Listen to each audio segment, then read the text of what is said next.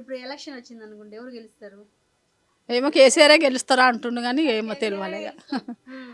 మీరు చెప్పండి అమ్మా, ఇప్పుడు ఎలక్షన్ వస్తే ఎవరు గెలుస్తారు? నేను కేసీఆర్ గెలుస్తాడు అంటున్నా. ఎందుకమ్మా? ఆయన వేసాడు మంచి పనులు కొన్ని.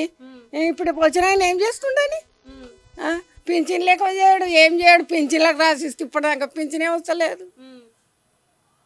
కేసీఆర్ రావాలి. ఇట్లా మీకు ఫ్రీ బస్ ఇచ్చారంట కదా, ఫ్రీ బస్సు.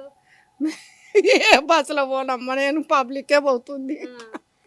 నేను ఎక్కడ పోనమ్మా, ఇంట్లోనే. ఇక్కడ ఉప ఎన్నిక వస్తుంది అంటున్నారు, మరి మీ ఎమ్మెల్యే దానం నాగేంద్ర ఉన్నారు కదా, ఎట్లా గెలుస్తారా మరి ఇప్పుడు ఎలక్షన్ వస్తే? అలా అదృష్టమ్మా, మనసులో వేసేటోళ్ళ తెలివిగా మనం ఎట్లా చెప్తాం గెలుస్తారు గెలవడని.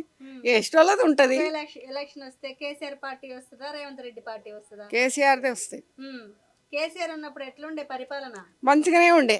ఇప్పుడు ఈయన వచ్చి ఏం చేస్తలేడు. కేసీఆర్ ఏం చేయలేదు అంటున్నారుగా, ఎందుకని అంటున్నారు అనుకుంటుండ్రు. మాకైతే కేసీఆర్ రావాలి అంతే. మీకు ఎంత వస్తుంది పెన్షన్? 1000 రూపాయలు వస్తుంది. మాకు ఐడిపిఎల్ది వస్తుంది పింఛను. 1000 రూపాయలు అవి దీనికి రాసినాము. 2 ఏళ్ళు అవుతుంది, ఇంకా వస్తలేదు. 4000 రావాలి పెన్షన్. లేదు లేదు, ఎన్నో తేదీ వస్తుంది పెన్షన్? నాకు ఐడిపిఎల్ వేస్తుండే మా ఆయన పింఛన్ 1000 రూపాయలు వస్తుంది. ఇట్లా వస్తుంది అనే నేను రాసిస్తే ఇక ఇప్పటిదాకా పింఛన్ లేదు. 2 ఏళ్ళు అవుతుంది నేను పెట్టి లెటర్ పెట్టి. ఇంతవరకు రాలే. కేసీఆర్ ఉన్నప్పుడు ఏ టైంకి పడే పెన్షన్? కేసీఆర్కు నాకు లేదమ్మా పింఛను. నాకు ఐడిపిఎల్దే వస్తుంది. ఇక్కడ పింఛన్ ఏది లేదు నాకు. అందుకే అది లేదనే దానికి పెట్టినాం మేము. అది ఇప్పటిదాకా రాలేదు. 2 ఏళ్ళు అవుతుంది. కేసీఆర్ ఉన్నప్పుడు ఇట్లా ఒకవేళ ఉప ఎన్నిక వస్తే దానం నాగేంద్ర మళ్ళీ గెలుస్తారా? గెలుస్తారండి. ఎందుకు? అన్నీ బాగా చేశాడు కదా. ఏమేం చేశారు? మహిళలకు అన్ని ఇచ్చాడు కదా, అందుకని.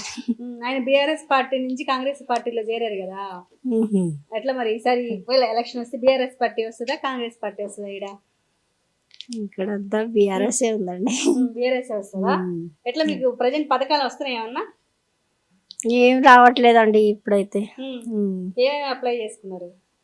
మేము ఇల్లుకు అప్లై చేసుకున్నాము, ఇంకా రాలేదు మాకు. స్కీమ్లు ఏమి రావట్లా? ఏం లేదండి. మరి 10 సంవత్సరాలు కేసీఆర్ పరిపాలన ఎట్లుంది, 2 సంవత్సరాలు రేవంత్ రెడ్డి పరిపాలన ఎట్లుంది? రేవంత్ రెడ్డి ఉన్నప్పుడైతే ఏమి రావట్లేదండి మాకైతే.